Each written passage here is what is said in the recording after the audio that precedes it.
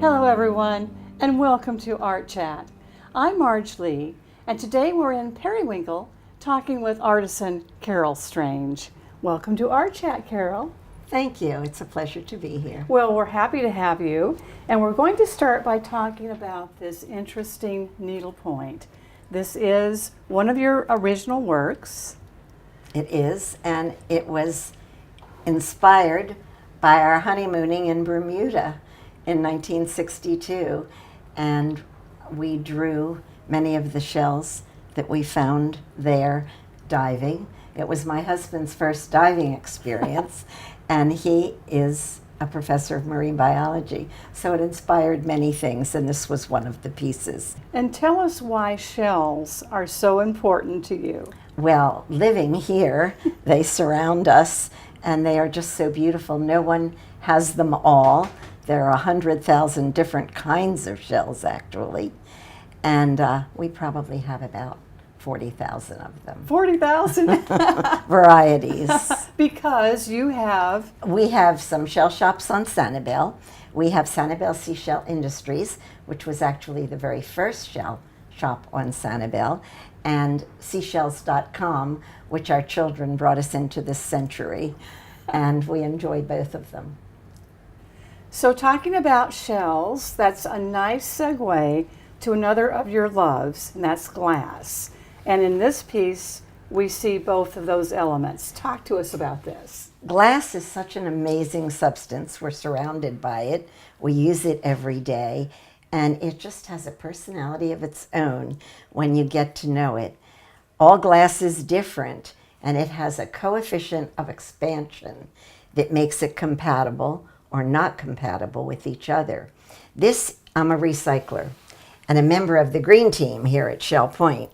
This is 2 Riesling bottles, which I took a chance might like each other and be compatible because they were the same company.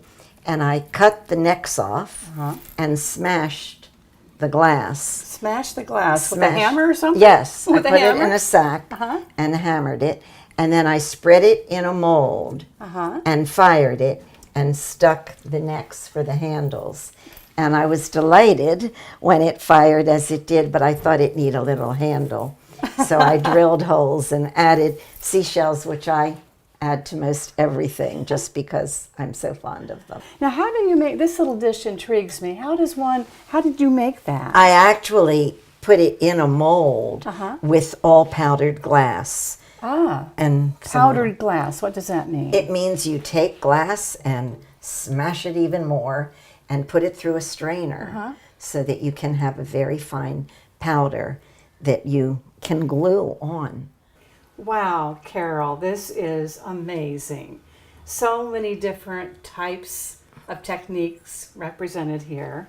And my eye immediately goes to several of them, but let's talk about what's going on. This is a bottle. This is a bottle, and it's a great way to recycle bottles.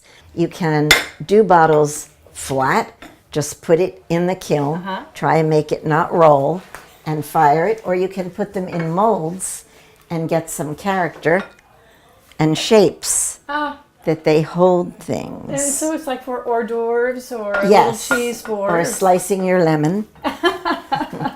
This was fired at not so high a temperature, so it's called tack fused, and you get the texture of the different glasses. Of course, you use every scrap, so you can go to buttons. These are buttons? Buttons. Fun buttons. They dress up jackets or blouses, and a lot of fun are pendants. Beautiful. Because everybody can enjoy them. And then these are scarf locks and that we're you're showing one here. modeling so beautifully. That is great fun to wear. And this is fun. This is a wall pocket. It's a wall pocket to put whatever you like in it. You've got of course, some I flowers. put seashell flowers because I put seashells everywhere. This is a lot of scraps of glass. Like I said, you don't waste anything. And you can glue glass together and put it on a mold and let it slump. I intended, when I made this, to make it like this one, just a smooth dish, but it dripped so that the legs made it stand so evenly that I kept the legs on it. Here I'm looking at this, and when one puts a candle behind it, the light would show through, correct? So that's just a very beautiful decorative. And what I was working element. on there was the bubbles. I like the seahorses, but I wanted to get the feeling of the water and the bubbles. waves and the bubbles. And they came out okay. More than okay, I think. So Carol, my favorite piece on this whole table, and that's saying something, is this piece. Talk to us about that. This is called glass lace. And I took a class to learn how to make it. And it was actually 3 firings. And it's a big circle as you construct it. And then the final step is to let it slump down over the mold and create the shape that would hold something. So when you're making it, the slumping is happening actually upside down. Exactly. Upside down. How do you make the little bubbles on the top? That is just little pieces of glass. Little pieces of It's glass. little pieces of glass. Again, it's all the texture that you smash the glass down to. This is called coarse frit. And frit is the broken up glass.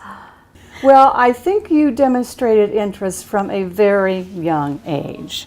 And the last thing I want to talk about is this charming little work. Talk to our viewers about what we're looking at here. I made this in a shop class in junior high using glass on copper. And I drew the clown and fired it. And my art shop teacher entered it in a contest. And I won the Mideast Industrial Arts Award for this clown. And what they especially liked was all the cracks and crazing, which was never my intention. I wanted it to be a very solid clown. So it's all in the eye of the beholder. But I think it inspired me to know that I should keep going in my spare time to squeeze in fun and art. Well, this has been such fun being with you today. Thank you for being on Art Chat. It was my pleasure. Thanks for We've asking really me. enjoyed seeing your beautiful work, and thanks to all of you for being with us as well. We'll see you again soon. Bye-bye.